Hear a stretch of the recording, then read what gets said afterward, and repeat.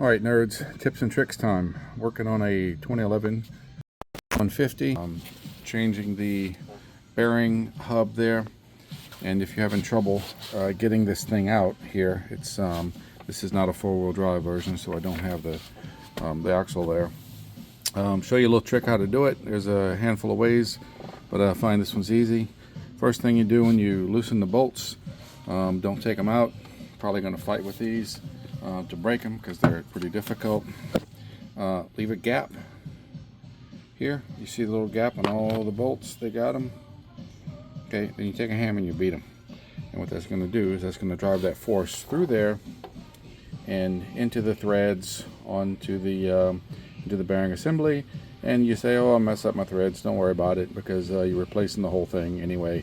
And if you got to get new bolts, so be it. But anyway, bang on it. That's a lot easier than trying to swing a hammer and hit this little centerpiece back here, which is actually kind of a little bit softer metal, a little bit thinner, and it doesn't work that well.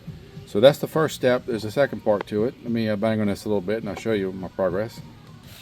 Alright, so that was about 4 whacks on each of these 2 bolts only on this side, with a nice little sledgehammer, a little mini one. You want something heavy mass, kind of short, because you don't have a lot of room in here to swing. And you can see the nice crack it created. Use your steering wheel and turn the steering wheel the other way to give yourself a little more room. Alright, 3 or 4 good whacks on this side, and you can see I got a nice little gap there. I'm going to go ahead and take all the bolts out, and we're going to get some wedges, and we're going to use it to pop it out the rest of the way. Alright, we're going to use a couple steel wedges. If you don't have any of these, go buy you some. I'll show you where to put them. Alright, so put your wedge, one of them here. You might want to take this off if you don't have something you can transfer taps with your hammer.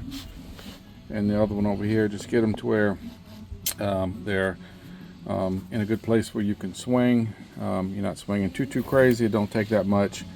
And then, but you definitely want them to be opposite, and then you tap each one at a time.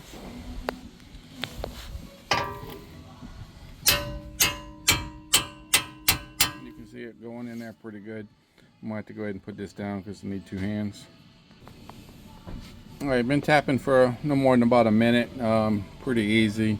You can see it starting to come out. A few more taps, this thing is going to be on the ground. And as they say in the Cajun vernacular there, down the bayou, voila, there it is. So work smarter, not harder.